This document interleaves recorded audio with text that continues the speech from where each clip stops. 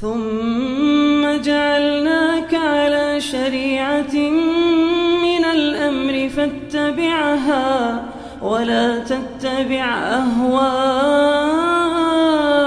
الذين لا يعلمون. بسم الله الرحمن الرحيم. الحمد لله الذي هدانا لهذا وما كنا لنهتدي لولا أن هدانا الله ولقد جاءت رسل ربنا بالحق ونودوا أن تلكم الجنة أورثتموها بما كنتم تعملون. أشهد أن لا إله إلا الله وحده لا شريك له وأشهد أن محمدا عبده ورسوله.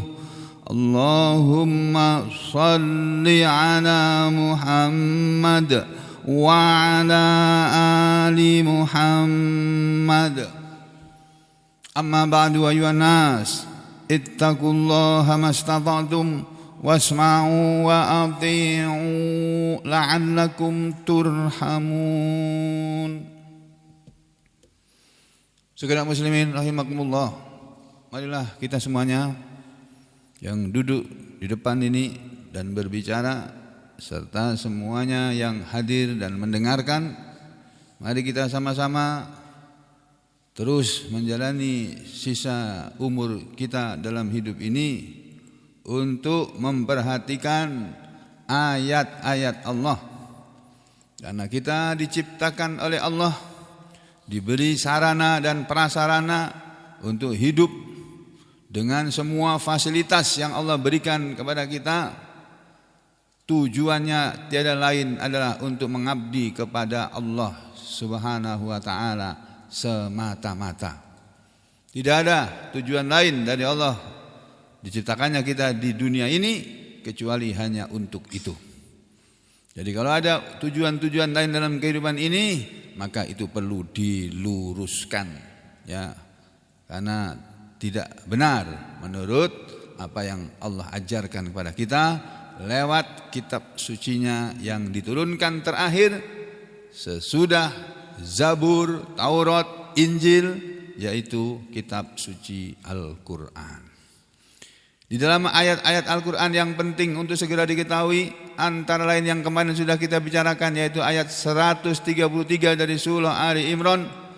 Di sini Allah Subhanahu wa taala berfirman yang isinya antara lain menyuruh kita semuanya dalam hidup ini, yakni kita semua orang-orang yang sudah mengaku beriman, supaya kita semuanya bersegera. Kata Allah, wasari'u, dan bersegeralah kalian ila maghfiratin, menuju kepada ampunan, min rabbikum, dari Allah pemelihara kalian atau Rabb kalian atau Tuhan kalian. Wa jannatin, dan bersegeralah kalian semuanya menuju surga. Wa sari'u ila jannatin, yang surga itu arduha, luasnya as-samawati wal ard, seluas langit dan bumi.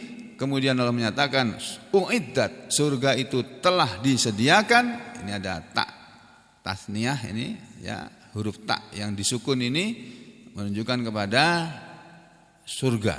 Jadi dia telah disediakan, dia maksudnya adalah jannah ini tadi, disediakan oleh Allah lil muttaqin, untuk orang-orang yang bertakwa saja. Ingat ya Bapak Ibu sekalian, makanya setiap hari saya di setiap awal mulai menyampaikan ayat-ayat Allah maupun hadis-hadis Rasulullah, sebagaimana juga para ulama, para kiai, para asatid, ustadz-ustadz, para habaib, para habib-habib dalam ceramah-ceramahnya selalu mengingatkan pada pendengarnya supaya bertakwa kepada Allah.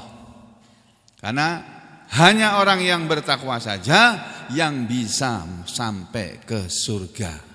Tidak takwa tidak akan masuk surga. Siapapun dia, enggak peduli dia ustadz atau bukan ustadz, dia kiai atau bukan kiai, dia orang Arab atau bukan orang Arab, siapa saja yang tidak bertakwa tidak akan bisa masuk ke dalam surga. Jadi sekali lagi supaya kita semuanya betul-betul perhatian kepada ayat-ayat yang penting-penting seperti ini.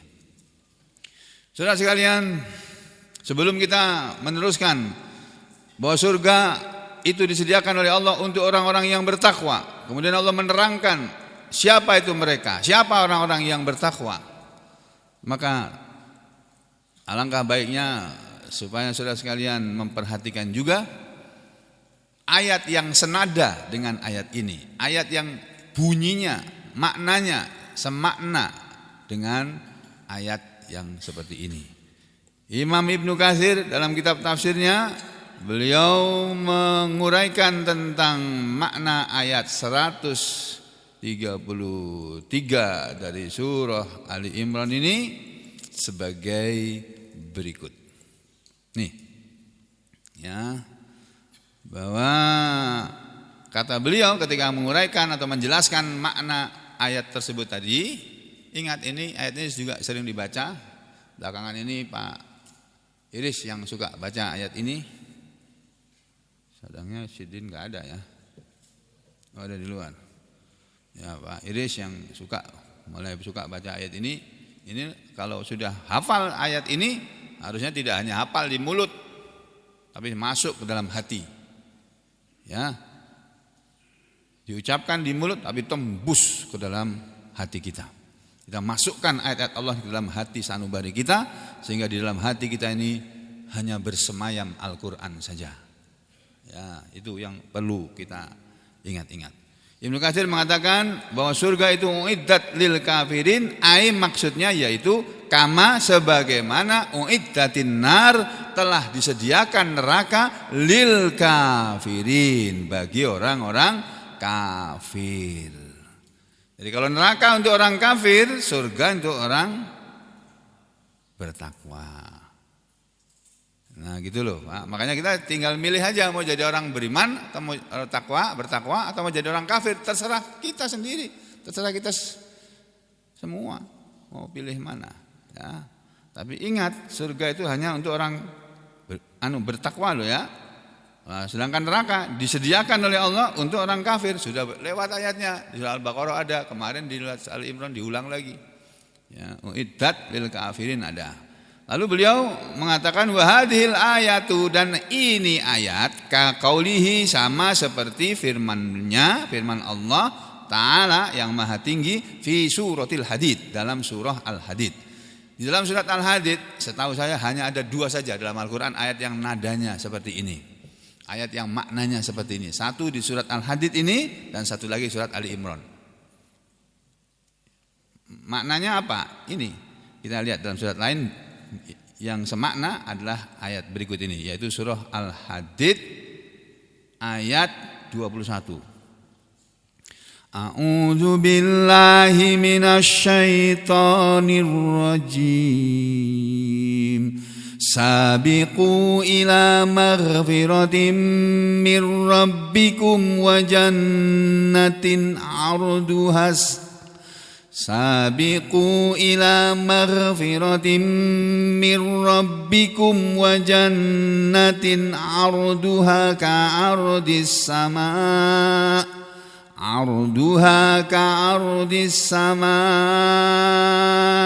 wal ardh. Al-ayah, kata beliau. Untuk lengkapnya maka sebaiknya kita buka surat Al-Hadid ya, surat yang ke-57. Kita tutup dulu sebentar, kita buka mushafnya, Al-Qur'annya. Yang bawa Quran bisa dilihat Qurannya, surat yang ke-57 ini ya.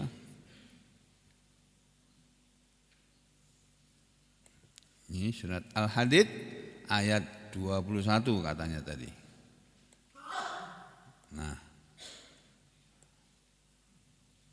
Nah ini dia. Saya ulangi bacaannya. A'udzu billahi minasy syaithanir rajim.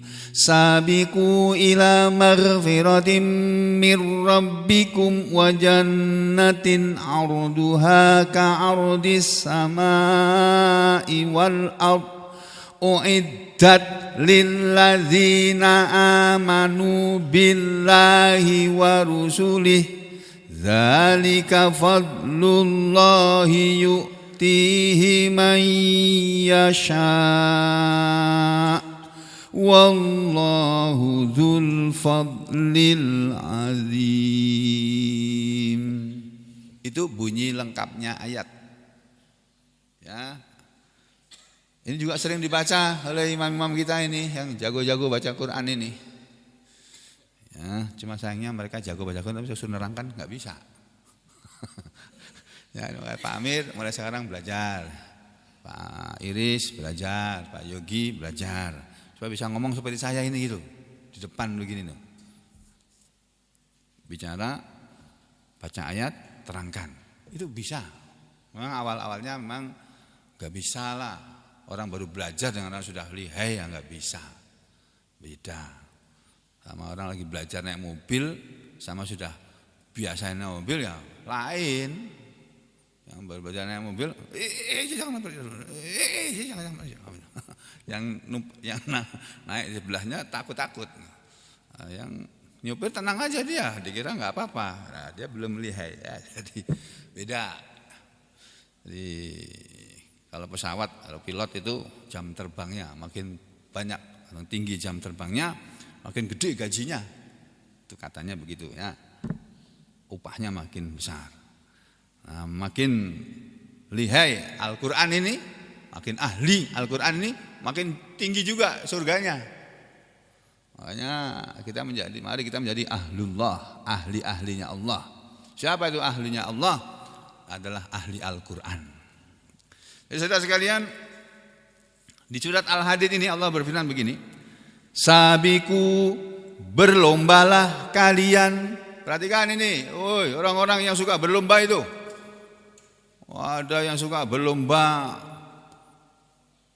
sepeda, naik sepeda, berlomba naik sepeda motor, balapan motor.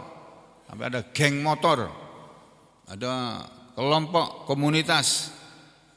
Apa ini? Temannya Pak Yon tuh, apa namanya? Harley. Nah, komunitas Harley. Ya. Setahu saya mereka tidak berlomba-lomba itu. Cuma karena motornya itu cc-nya besar, kalau jalan pelan nggak bisa. Ya Pak ya, nggak enak. Harus jalannya laju. Aku kok belum pernah dengar ada lomba Harley, itu belum pernah dengar ya. Kalau komunitas Harley berjalan, nah itu sering dengar beritanya. Tapi lomba balapan moge itu aku belum pernah lihat, belum pernah tahu. Mungkin ada ya, teman aku kurang tahu. Yang ada tuh balap sepeda motor, balap trail itu. Nah, atau berlomba seperti sekarang ini sedang ada Piala Presiden di Solo, sampai semua hotel penuh. Sampai aku mau berlibur sama cucuku aja gak bisa, penuh semuanya hotel, semua hotel. Masya Allah. Ya sudah, gak jadi nyenangkan cucu di rumah, jalan-jalan ya, bisa dengan cara lain. Jadi saudara sekalian, Allah menyuruh kita berlomba, bukan berlomba untuk menjadi calon presiden yang paling tinggi surveinya, bukan berlomba untuk menjadi presiden, bukan berlomba untuk menjadi gubernur, bukan berlomba untuk menjadi bupati wali kota, bukan berlomba untuk menjadi apa lagi, orang yang paling kaya, bukan berlomba untuk menjadi apa lagi sih, banyak perlombaan kan. Wah, kita disuruh berlomba untuk ini. Sabiku, berlombalah kalian ila maghfiratim mir rabbikum, kepada ampunan dari Allah Tuhan kalian, pemelihara kalian, Rabb kalian. Jadi kalau di ayat tadi surat Ali Imran itu bunyinya sari'u wasari'u ila maghfiratim mir rabbikum wa jannatin arduha arduhas samawati wal ard. Di sini bunyinya beda. Bukan sari'u tapi sabiku. Maknanya sama itu, kata Ibnu Katsir, sama maknanya. Wasari'u dan bercepat-cepatlah kalian. Suruh cepat-cepat. Cepat-cepatan kan seperti orang berlomba. Berlomba kan cepat-cepatan, Pak. Iya kan? Bercepat-cepatan cari simpati. Ada orang salah ngomong. Kalau kamu cari suami jangan seperti tukang pentol, jangan. Ya. Marahlah tukang pentol ini. Bu, Pak, sampean tuh jadi pejabat tuh kalau tidak ada kami yang milih nggak jadi. Sekarang kena batunya. Yang ngomong tukang pentol tadi, yang ngomong aku loh ya, bukan orang lain. Yang ngomong tukang pentol kan aku. Tuh. Karena pengaruhnya, tukang pentol itu lebih mulia, kerjaannya itu pakai keringat itu. Saya punya pasien banyak tukang pentol tuh Pak. Sakit apanya? Kepala sama pinggang.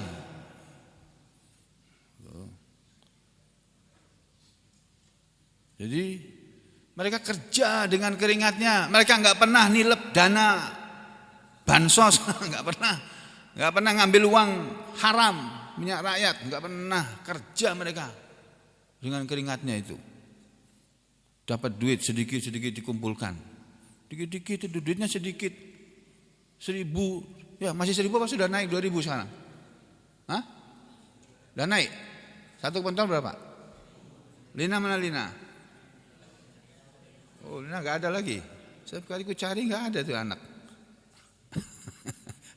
Berapa Bu? Masih 1.000 apa 2.000 sekarang? 2.000? Oh 1.000? Nah, padahal ada daging sapi naik loh. Hah? Oh daging ayam itu. Sekarang dirubah jadi daging ayam. Tapi rasanya enak tetap itu. Masya Allah. Jangan menghina orang miskin. Oh jangan. Saudara-saudara sekalian, sebangsa setanah air, seluruh Indonesia, saya menyerukan, jangan pernah menghina, merendahkan orang-orang miskin. Ketahuilah, penghuni surga itu mayoritas nanti adalah orang-orang miskin. Orang kayanya cuma sedikit. Hati-hati kamu jadi orang kaya, tentang pejabat, kamu berkuasa. Penghuni surga itu mayoritas, kata Rasulullah SAW. Aktsaru ahlil jannah al-fuqara, atau kama qala Rasulullah SAW. Kebanyakan penghuni surga itu adalah orang-orang fakir, orang-orang miskin. Sedangkan orang kaya kebanyakannya masuk neraka. Astagfirullahaladzim. Makanya cari duit kasihkan orang, cari duit kasih gitu. Dapat duit kasihkan.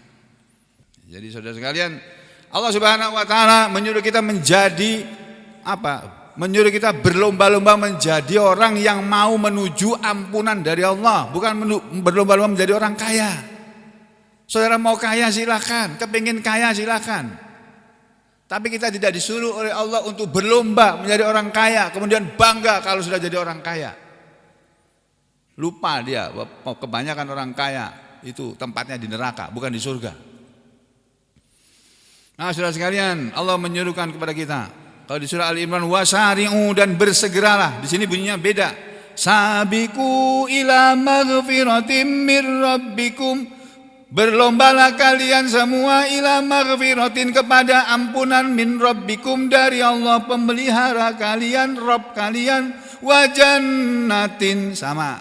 Dan berlombalah kalian menuju surga. Jadi kita disuruh berlomba-lomba atau bercepat-cepat menuju ampunan Allah. Segera istighfar karena kita banyak dosa. Kita selalu banyak dosanya sampai lupa, sampai gak bisa ngitung saking banyaknya. Lalu kita disuruh segera minta ampun kepada Allah dan segera beramal soleh untuk menuju surga. Itu yang surga itu arduha luasnya ka'ardis samai seperti luasnya langit. Beda dengan surah Al-Imran, arduha samawati wal ardu, gitu kan? Ya. Ya enggak? Surah Al-Imran tadi. Wasari'u ila maghfiratin mir rabbikum wa jannatin arduha samawati wal ardu. Gitu ya. Bersegera menuju ke surga yang luasnya surga nggak ada kata K, nggak ada. Langsung luasnya surga seperti langit dan bumi. Luasnya surga seluas langit dan bumi, maksudnya begitu. Kalau di sini di surah Al-Hadid lebih jelas. Ya, arduha luasnya surga ka seperti ardi luasnya as-samai langit wal ardi dan bumi. Seperti luasnya langit dan bumi. Kalau di surah Al-Imran tadi bunyinya uiddat lil muttaqin. Ini loh tadi yang saya baca tadi. Surga itu yang luasnya seluas langit dan bumi, uiddat telah disediakan lil muttaqin, untuk orang-orang yang takwa, untuk orang-orang yang bertakwa. Kalau di surat Al-Hadid kata-kata lil muttaqin diganti oleh Allah dengan kalamnya ini, uiddat telah disediakan surga itu lilladzina, bukan lil muttaqin tapi lilladzina, untuk orang-orang yang amanu, mereka mau beriman, billahi kepada Allah, wa rusulihi. Nah, Allah pakai bentuk kata jamak, wa rusulihi, dan kepada rasul-rasulnya. Jadi orang-orang yang beriman kepada Allah dan beriman kepada rasul-rasul Allah, mulai dari Rasulullah Muhammad, Rasulullah Nuh alaihi salam, kemudian beriman kepada Rasulullah Musa alaihi salam, kepada Rasulullah Daud alaihi salam yang diberi kitab Zabur, ya. Kemudian beriman kepada Rasulullah Musa alaihi salam yang diberi Allah kitab Taurat, beriman kepada Rasulullah Isa al-Masih alaihi salam. Jadi Isa al-Masih menurut orang Islam bukan Tuhan tapi Rasul Allah, utusan Allah. Beriman kepada Rasulullah Isa alaihi salam yang diberi wahyu Injil, kitab Injil, dan beriman kepada Rasulullah Muhammad sallallahu alaihi wasallam yang diberi oleh Allah kitab Al-Qur'an ini. Jadi surga itu uiddat telah disediakan lilladzina amanu, untuk orang-orang yang mereka mau beriman billah kepada Allah, wa rusulihi, dan kepada rasul-rasulnya. Nah, orang yang mau beriman kepada Allah dan rasulnya, ya, itu adalah orang yang bertakwa. Jadi orang yang bertakwa itu adalah orang yang beriman kepada Allah dan beriman kepada rasul-rasulnya. Tuh, termasuk kita semuanya ini orang-orang yang mengaku beriman kepada Allah dan rasulnya, rasul-rasulnya, rasul-rasul Allah. Karena kita beriman kepada Nabi Muhammad SAW, kita beriman kepada Isa al-Masih, kita beriman kepada Musa alaihissalam, ya, kita beriman kepada Nuh alaihissalam. Ya. Tidak hanya kepada Nabi Muhammad SAW kita beriman, beri kepada Nabi Muhammad SAW dan semua Rasul-Rasul Allah. Lalu Allah bilang, Zalika fadlullahi yu'tihi man yasha. Zalika itulah apa? Kalau kita mau tahu apa arti atau makna itulah, nah di sini Pak, ya, kita buka sekarang tafsirnya dari tafsir yang sederhana saja. Tafsir yang sederhana itu yang saya suka, paling suka dari antara tafsir yang sederhana adalah tafsir Tanwirul Mikbas li Ibni Abbas. Tafsir Tanwirul Mikbas kepunyaan Ibnu Abbas. Di sini kalau nggak salah ada ini. Nah, Surat Al-Hadid ayat 21 dalam tafsir Ibnu Abbas, kita lihat coba sama-sama di sini. Sabiku, bersegeralah kalian ila maghfiratin, gitu kan, kepada ampunan. Bersegera kepada ampunan itu caranya bagaimana? Bitaubati, dengan bertobat, min dzunubikum, dari dosa-dosa kalian. Jadi kita disuruh bersegera kepada ampunan Allah itu maksudnya disuruh segera bertobat, disuruh segera minta ampun atau istighfar kepada Allah karena kita banyak dosa. Itu bersegera kepada ampunan, ya, kepada ampunan dari Allah, atau berlomba-lomba ila maghfiratin, kepada ampunan, maksudnya ila tajawazin, kepada ya ampunan, maaf dari min rabbikum, dari Allah Rabb kalian, Tuhan kalian, wa jannatin. Oh nih, wa jannatin maksudnya wa ila jannatin, dan bersegeralah, berlomba-lombalah kalian menuju surga, menuju jannah. Dengan apa? Bil amali sholih. Ini loh tafsirnya. Bukan tafsirnya Sugeng ini, tafsirnya Ibnu Abbas. Bersegera menuju surga itu dengan apa? Dengan amal sholih, dengan berbuat baik, berbuat kebajikan, seperti yang diperintahkan oleh Allah dan Rasulnya, Rasulullah Muhammad SAW. Gitu. Jadi kita disuruh cepat-cepat dan berlomba-lomba dalam hidup ini. Berlomba-lomba boleh, berlomba-lomba menghafal Al-Quran, berlomba-lomba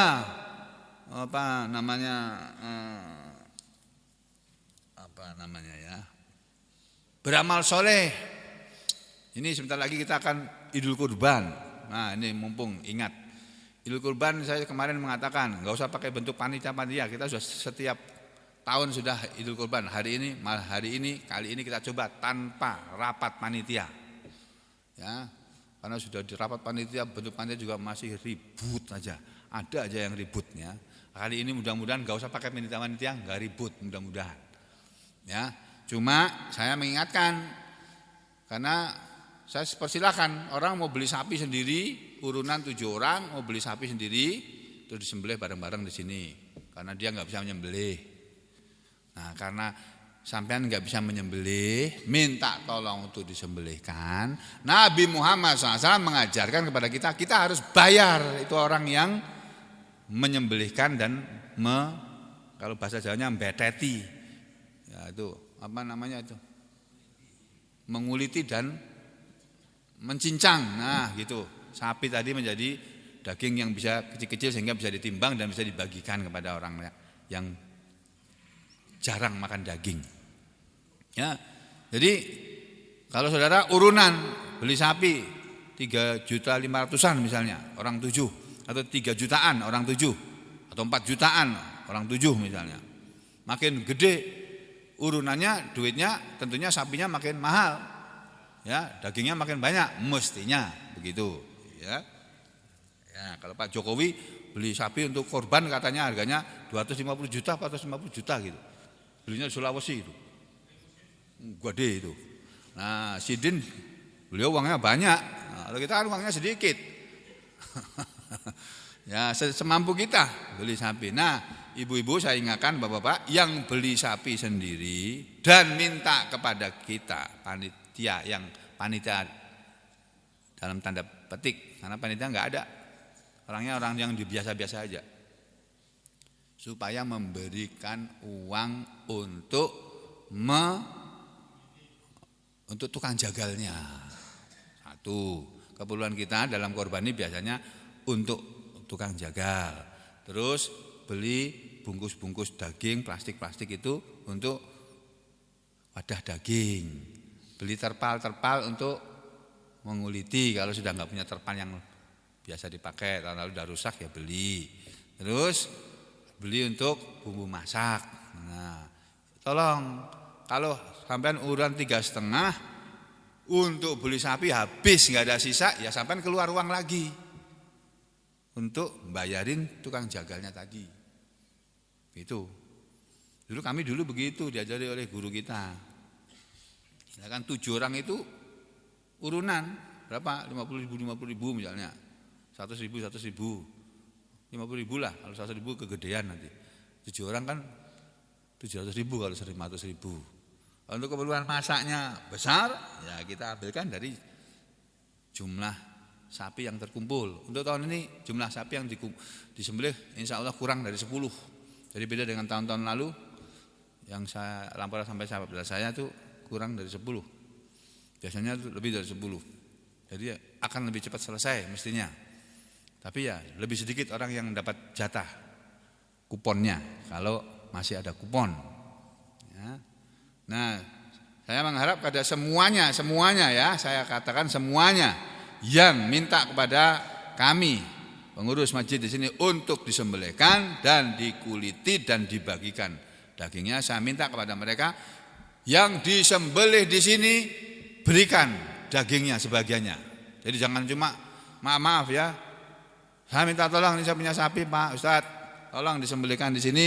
Saya bayar 500.000 atau 700.000. Terus dagingnya kami ambil semua. Itu namanya enggak bener. Kau urus sendiri sana kalau maunya begitu. Tak pakai tukang jaga sendiri.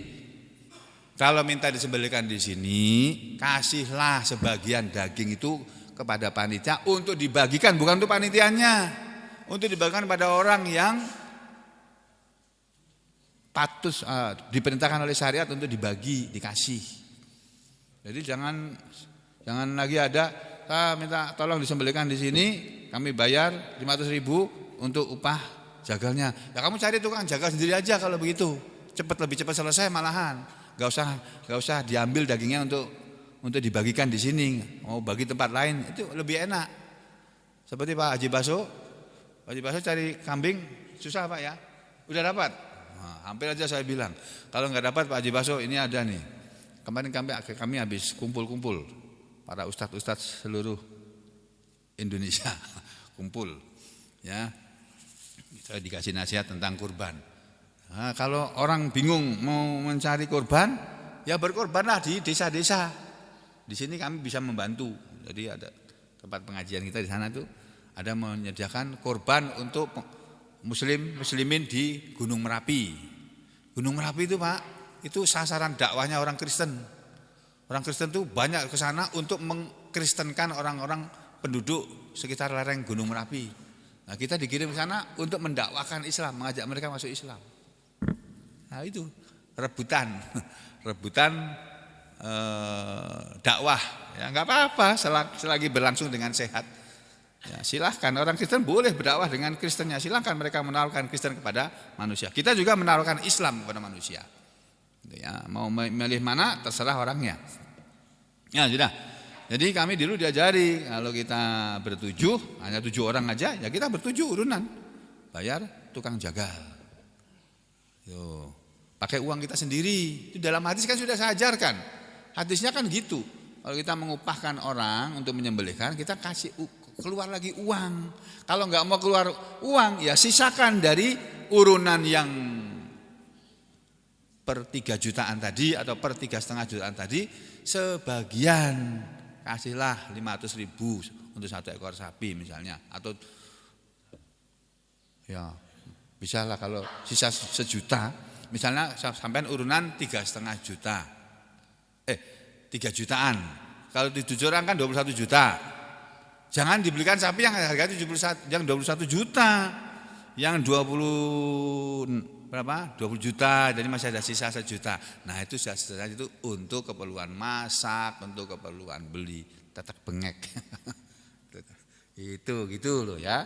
Jadi kalau nanti kami dari hasil karena yang masuk ke orang yang biasa di sini disebut panitia itu sedikit sapinya, sehingga otomatis jumlah uangnya juga sedikit. Padahal tadi saya tanya itu jagalnya itu setiap tahunnya berapa bayarnya? Ya kurang lebih 2,5 juta untuk ongkos jagalnya. Nanti diambilkan dari sisa-sisa uang itu tadi. Dari urunan tadi, kalau nggak ada ya kita mintain lagi pada yang itu tadi. Kalau nggak mau dimana ya kamu sembelih sendiri, kamu urus sendiri. Yang beli 3 kelompok, udah 3 kelompok cari jagal sendiri, urusan sendiri. Nggak usah di masjid ini nggak apa-apa, di rumahnya sendiri juga boleh, nggak apa-apa. Aku malah enak kok. 21 tanggal 9 Juli terbang aku nanti, gitu. Nggak ngurusin ini lagi, udah nyaman aku. Ya, jadi kalau masih mau berjamaah, ya ikutilah tata cara berjamaah yang diajarkan oleh Rasulullah Sallallahu Alaihi Wasallam. Ya kita harus keluar uang lagi untuk membayar tukang jagal dan berikan sebagian dari binatang kurban tadi dagingnya kepada panitia supaya kita bisa memberi kepada orang yang setiap tahunnya biasa kita beri. Ingat tahun ini jumlahnya enggak seperti dulu dah sedikit. Ya. Padahal pemintanya nanti akan tambah banyak itu, tambah banyak orang miskin kok. Oh ya, dari gara-gara COVID ini. Nah, saudara sekalian, saya mengingatkan itu aja. Nah, kita kembali ke sini. Jadi saudara sekalian, Allah menyuruh kita berlomba-lomba menuju surga dengan amal soleh. Kita bisa beramal soleh dengan idul kurban, mengorbankan sebagian dari uang kita untuk membeli binatang kurban. Itu amal soleh. Kita ngaji setiap pagi begini, ini amal soleh. Kita setiap pagi sedekah di kotak-kotak infak, itu amal soleh. Kita berbuat baik kepada kedua orang tua kita, merawat kedua orang tua kita, apalagi dalam keadaan sakit, itu amal soleh. Kita mengeluarkan uang untuk mengobatkan orang tua kita, itu lebih berharga daripada uang itu dipakai untuk umroh. Apalagi saudara sudah haji, ya, orang tuanya sakit, perlu biaya besar. Ini saya sudah punya uang untuk umroh, sudah siap, sudah daftar, sudah siap mau mendaftar, uangnya sudah disiapkan. Tiba-tiba bapak ibunya sakit, perlu dana besar, korbankan umrohmu, pakai untuk mengobati orang tua kamu. Nilai uang umrohmu dengan nilai kebaikan orang tuamu kepada kamu belum bisa terbayar dengan ongkos umrohmu tadi itu.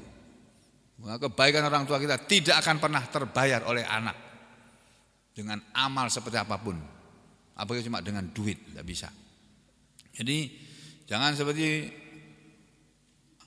ada kejadian, ada orang sugih tiap tahun umroh, tapi orang tuanya sakit nggak pernah diurusi. Itu tandanya dia nggak ngerti agama itu. Ada kayak gitu. Saya pernah menyaksikan sendiri, tapi nggak perlu dikasih tahu kan, aib orang. Cuma itu pelajaran buat kita. Jangan kita menjadi manusia yang seperti itu. Umroh tiap tahun itu tidak bikin orang masuk surga. Enggak. Yang bikin masuk surga itu apa? Ini loh, segera bertobat kepada Allah, segera beramal soleh. Karena surga itu bukan tempat yang sembarangan, tapi surga adalah arduha. Surga adalah tempat yang luasnya, kan ardi sama iwal ard, seperti luasnya langit dan bumi. Ya ini lau wasilat ba'duha ila ba'din, atau lau wasolat, ya, kalau bersambung sebagiannya kepada sebagian. Jadi tempat-tempat surga kalau disambung gitu, luasnya seperti luas langit dan bumi, kata Ibnu Abbas, begitu maksudnya.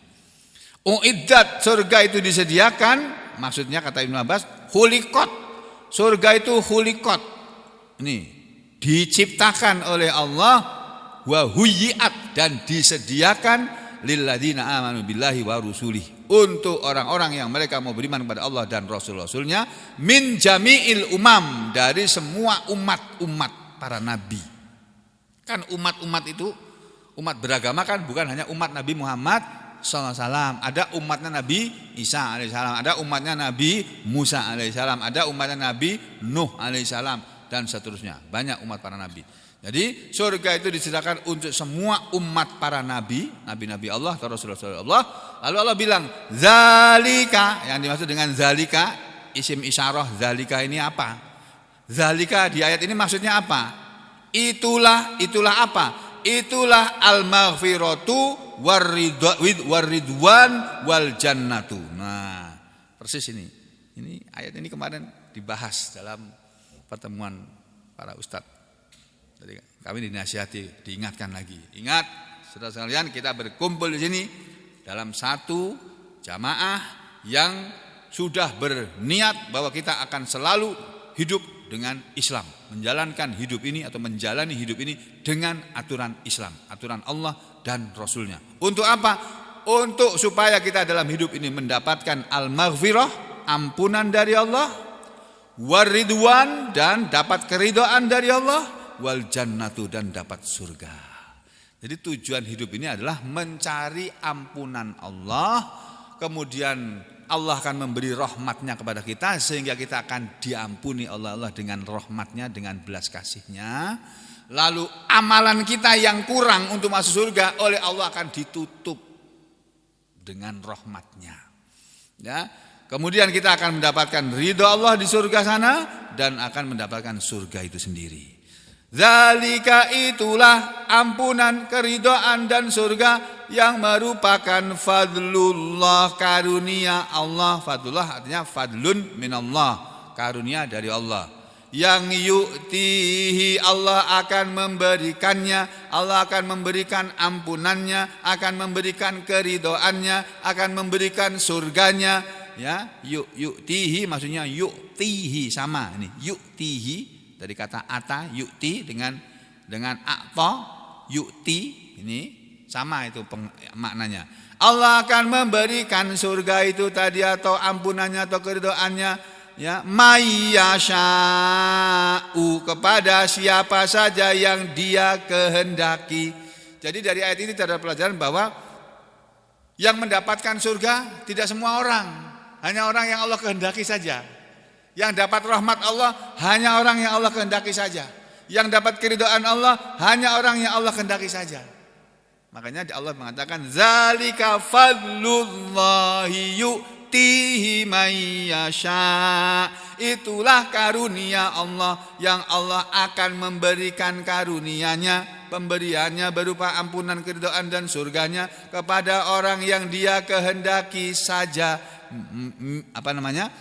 Yasa, orang yang Allah kehendaki, mangkana ahlan lidzalika, yaitu kepada siapa saja yang karena dia adalah ahlan, orang yang menjadi pemilik lidzalika, untuk itu. Jadi surga itu hanya akan diberikan oleh kepada pemilik surga. Siapa pemilik surga? Ya orang-orang yang beriman dan beramal soleh, ya orang-orang yang bertakwa itu tadi. Terus wallahu dzul fadlil azim, wallahu, dan Allah itu dzul fadli, mempunyai karunia. Nah, dzul fadli maksudnya dzul manni, mempunyai kenikmatan, kesenangan, karunia. Al azim, yang besar, yaitu bil jannati, dengan memberikan surga tadi. Jadi karunia Allah yang namanya surga tadi yang Allah berikan kepada manusia itu karunia yang besar. Jadi kalau kita bisa masuk surga, itu kita mendapatkan karunia yang besar. Kalau kita bisa masuk istana Allah yang disediakan oleh Allah untuk orang-orang beriman dan beramal saleh atau untuk orang-orang yang bertakwa, kita mendapatkan karunia yang besar. Ya, kalau cuma masuk istana merdeka lah, istana merdeka itu bikinan manusia. Bukan karunia yang besar tuh, karunia saja, tapi bukan fadlul azim, bukan. Ya, karunia yang biasa. Alah, masuk istana seperti masuk rumah sama aja. Bedanya itu di sana tuh istana negara, ini istana Sugeng, ya itu aja bedanya. Nah, jadi rumah kita ya anggap aja seperti istana kita, itu aja. Kan tinggal di rumah kan nyaman sekali, tinggal di rumah sendiri daripada tinggal di rumah orang.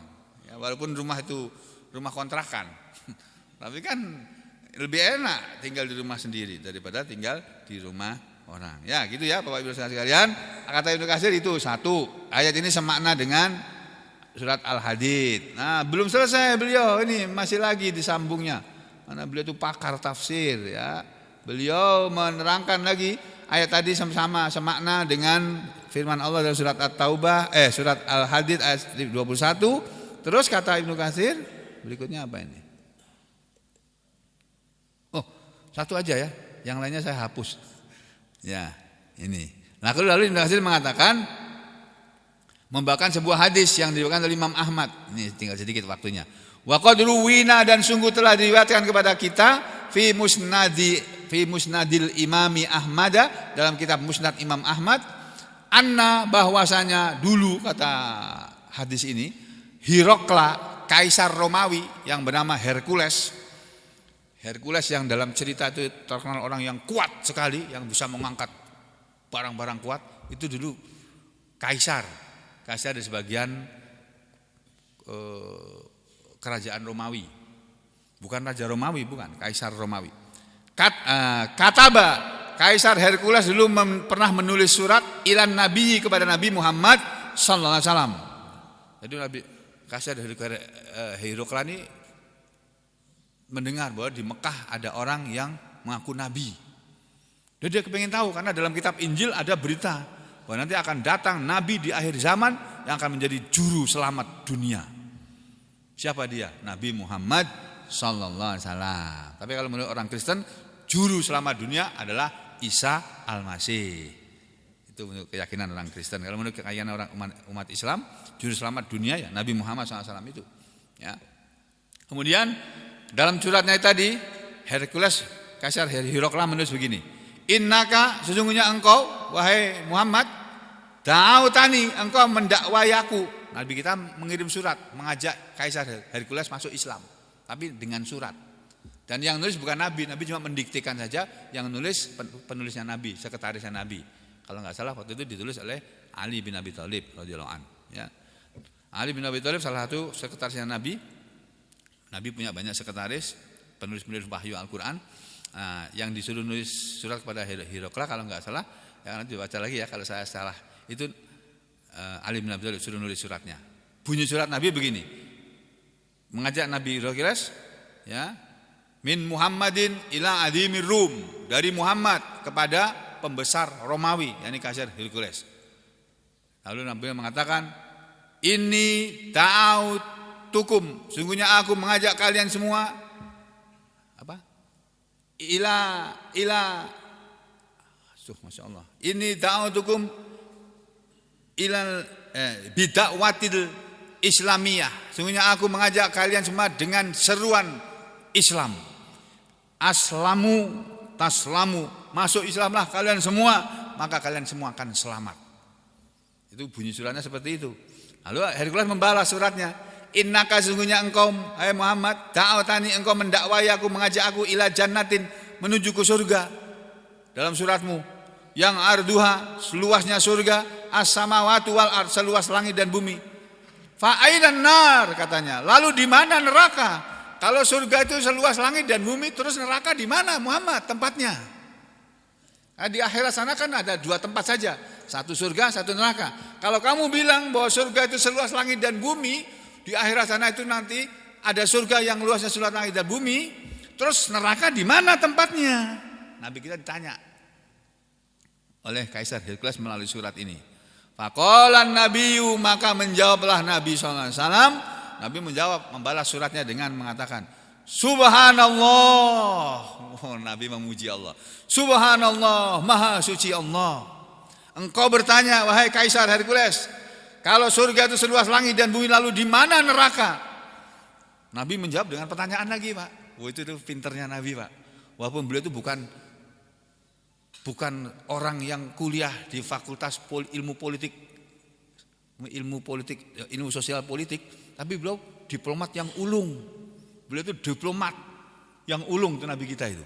Jawabannya, Subhanallah, fa ainal lailu. Aku bertanya lagi kepada kamu, wahai Kaisar Hercules, maka di manakah malam hari? Idza ja'an nahar, ketika datang siang hari. Jawabannya begitu. Kalau kamu tanya, nanti di akhirat ada surga dan neraka, kamu bilang surga seluas langit dan bumi, terus neraka tempatnya di mana? Jawaban Nabi, aku balik bertanya, di manakah malam hari ketika siang hari datang? Bingung kan dia? Nggak bisa jawab. Dan ini jawaban diplomatik. Udah, kamu nggak usah banyak tanya, nanti lihat aja di akhirat. Kamu akan tahu sendiri neraka, akan diperlihatkan neraka dan akan diperlihatkan surga. Nah, gitu aja.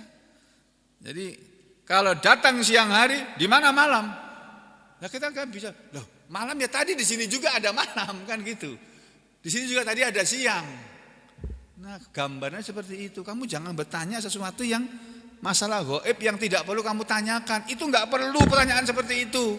Yang penting sekarang kamu beriman apa enggak. Kalau enggak mau beriman ya enggak apa-apa. Tapi kamu masuk neraka. Jangan salahkan Allah kalau kamu masuk neraka. Kan itu kesalahan kamu sendiri, salah memilih. Seperti kita ini, kita hidup bahagia apa enggak di negara kesehatan Republik Indonesia ini dalam kurun waktu 10 tahun ini. Kalau hidup bahagia, ekonomi kita meningkat, meroket misalnya ya. Lapangan kerja banyak, enggak susah tadi kerja ya. Kemudian apa lagi? Dapat perumahan gratis. Kok gratis? Enggak gratis, Pak. Perumahan murah. Terus apa lagi? Jalan infrastruktur semuanya bagus, enggak ada jalan berlobang lagi, nyaman. Ya, ada jalan tol bayar tapi, Pak. Yang bikin jalan tol gratis itu cuma Soeharto. Semuanya itu bikin jalan tol itu bayar. Dan sekarang bayarnya mahal, Pak. Masya Allah. Soeharto yang dulu kita caci maki sebagai orang yang katanya koruptor besar. Ya, sekarang ini, Pak, waduh, koruptornya maha besar koruptor sekarang ini. Masya Allahu kana wa malam yasa lam yakun. Maka dari itu kita jangan suka menghina orang. Kalau kita suka menghina orang, nanti hinaan itu kembali kepada kita sendiri. Tuh, paham ya? Jangan, ada orang hina, jangan dihina dia. Dia itu tidak tahu, dia belum tahu. Makanya kita ajak dia, kita kasih tahu ini, ajarkan Islam kepada mereka, ajak mereka pada Islam. Nanti mereka akan selamat, saudara juga akan selamat. Itu ya, saya kira sekian dulu untuk pagi hari ini. Insya Allah besok pagi kita sambung lagi.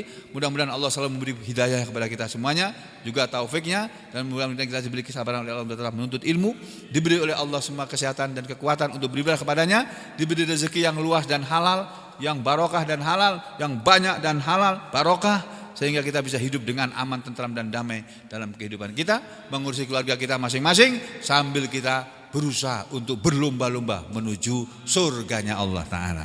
Dan Allah memberi kita semua istiqomah serta husnul khatimah. Amin ya rabbal alamin. Wa aqulu qawli hadza astaghfirullah li wa lakum. Allahumma taqabbal minna innaka antas samiul alim wa tub alaina innaka antat tawwabur rahim. Wa sallallahu ala Muhammadin wa ala ali Muhammad walhamdulillahi rabbil alamin.